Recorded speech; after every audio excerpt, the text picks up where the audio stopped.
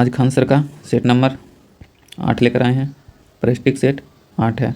इससे पहले जो सेट कराए हैं वो प्ले लिस्ट पर उपलब्ध है, उसे जाकर देख लीजिएगा। तो चलिए सेट नंबर 8 को देखते हैं। पहला क्वेश्चन है कि कृषि की शुरुआत कृषि की शुरुआत कब हुआ था? तो कृषि का शुरुआत जो हुआ था 7000 ईस्वी के आसपास हुआ था, ईसा पूर्व के आसपास हुआ था। 7000 ईसा पूर्व के आसपास स्टार्ट हुआ था। अगला कि माई डियर बापू के लेखक कौन है? तो गोपाल कृष्ण गांधी हैं। कौन है? गोपाल कृष्ण गांधी। अगला है कौन सी बहु वस्तु हड़प्पा स्थल से नहीं मिली थी? तो वह नहीं मिली थी सूती वस्त्र नहीं मिला था, और साथ में लोहा भी नहीं मिला था। लोहा कब आके मिला? उत्तर वैदिक काल में मिला था। अगला है कि प्रायद्वीपीय भारत के शिखरों के समूह का चयन उसकी ऊंचाई के अवरोही क्रम में करें। तो अवरोही क्रम में कौन हो जाएगा?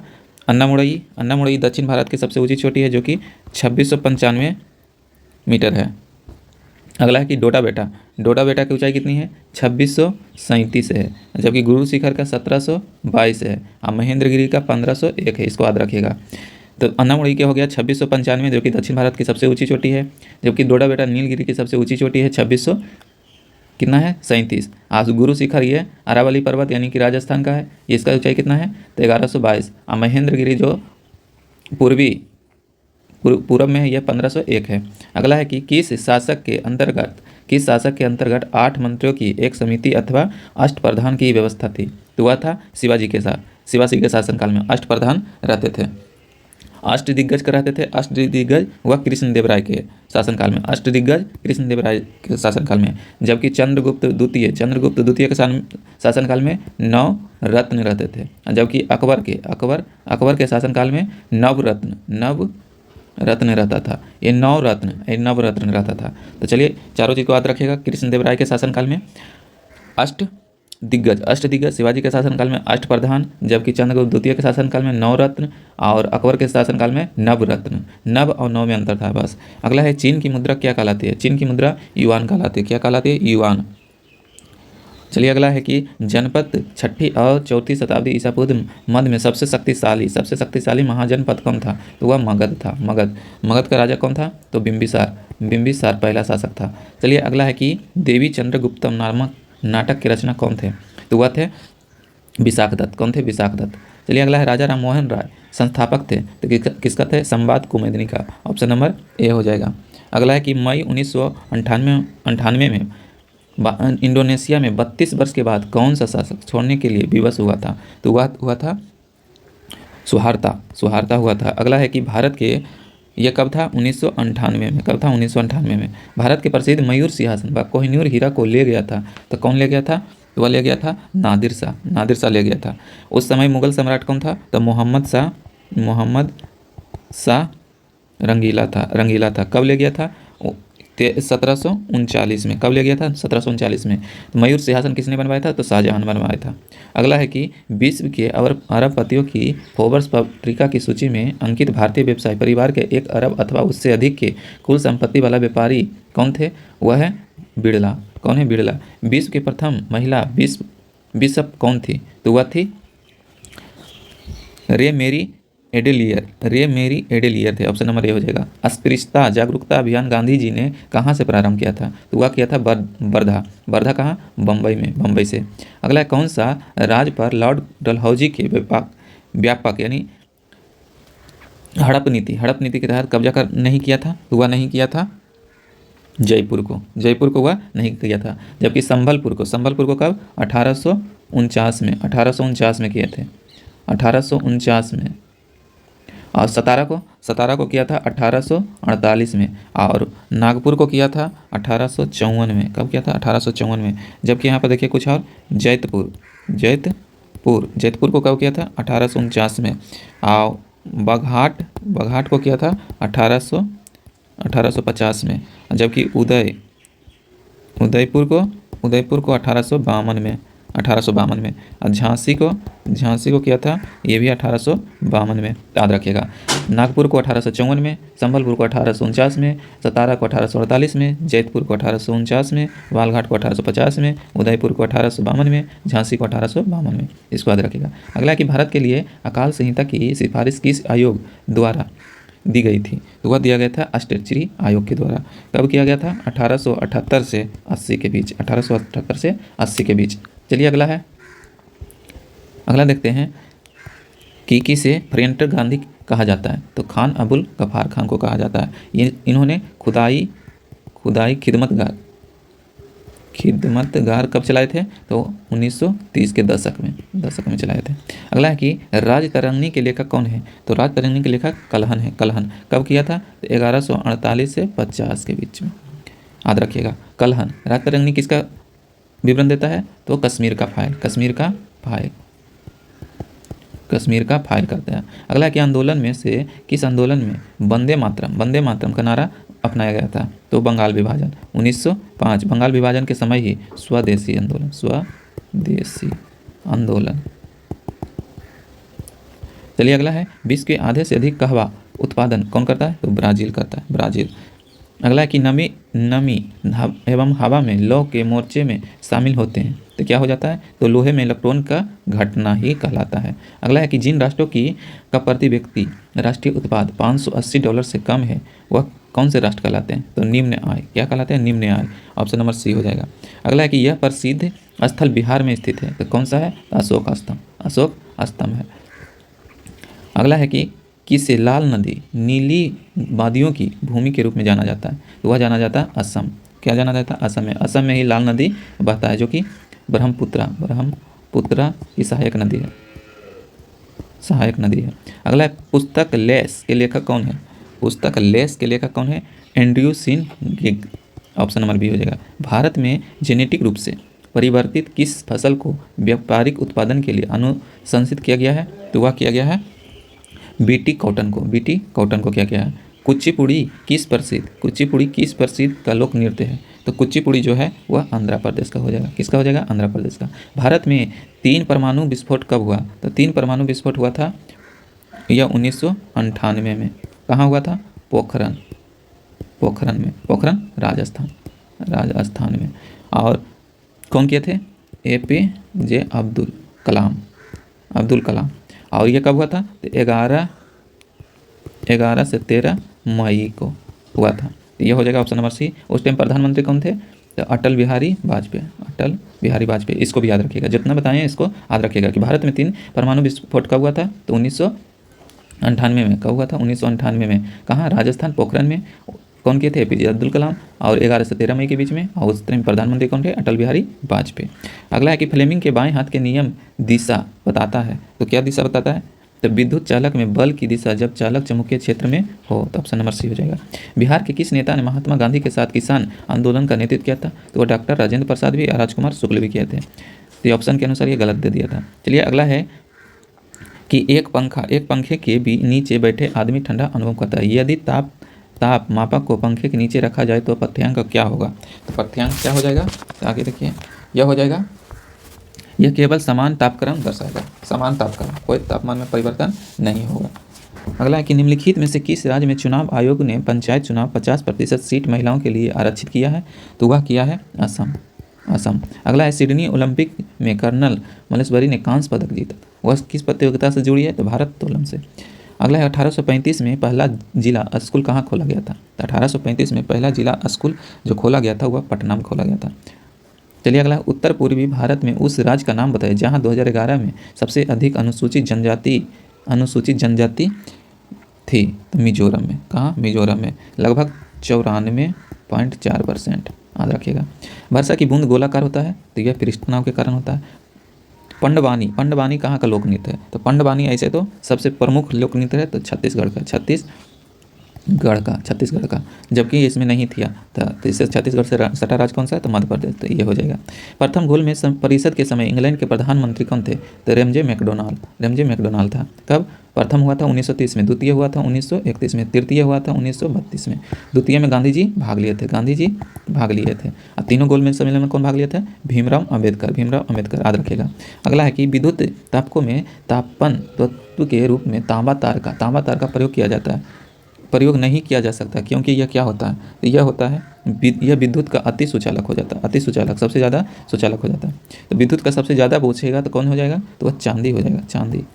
याद रखिएगा। भारतीय राष्ट्रीय कांग्रेस के कौन सा अधिवेशन गया में हुआ था? तो 1922 का अधिवेशन गया में हुआ था।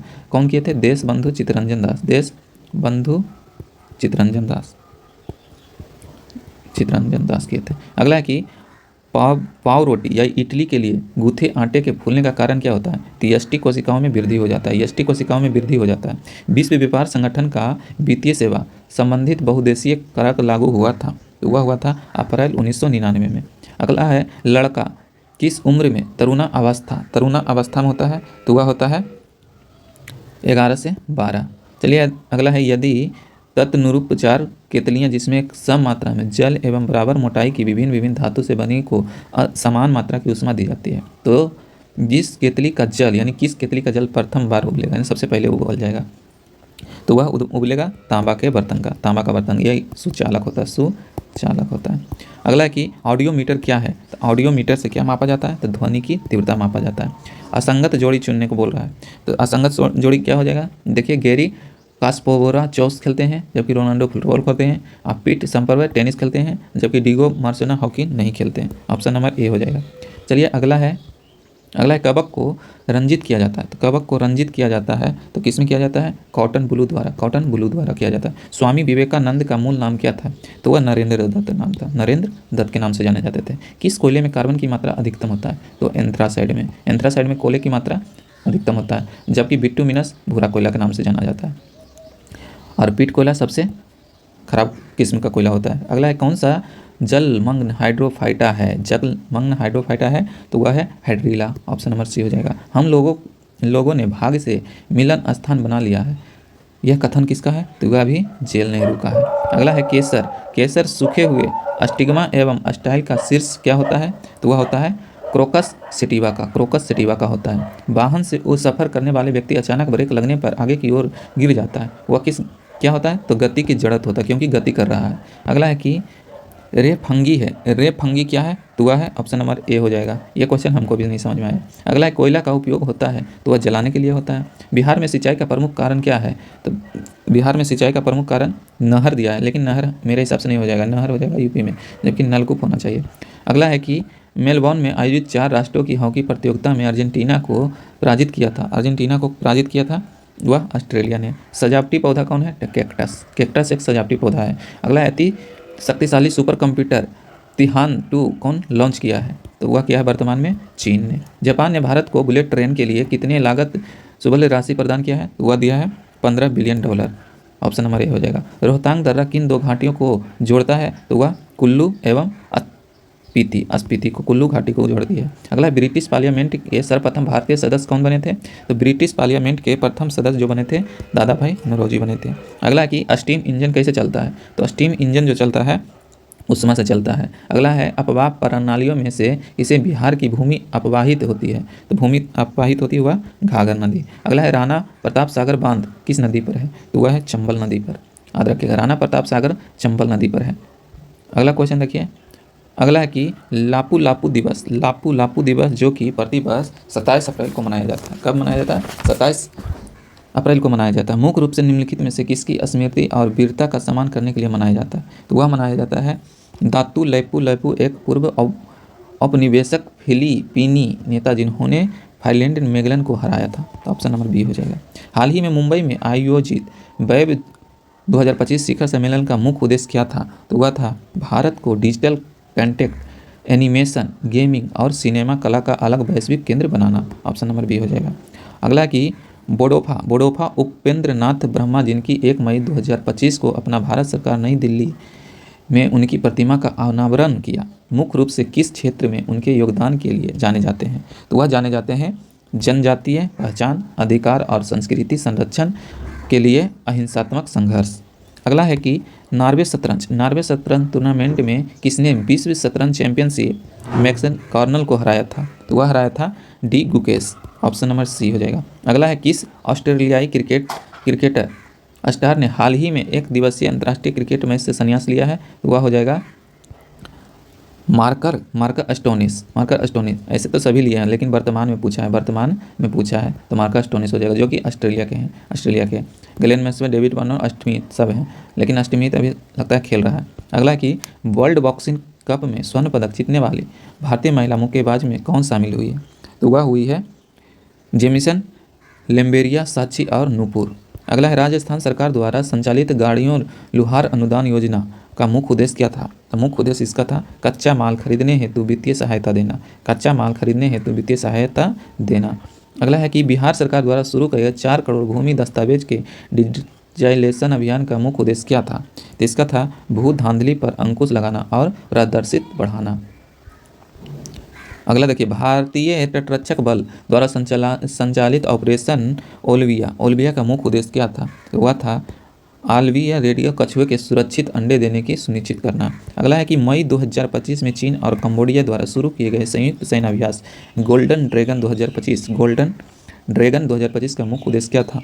तो इसका मुख्य उद्देश्य था कि सामाजिक समन्वय, मानवीय सहायता और आतंकवाद विरोधी क्षमताओं को सुदृढ़ करना।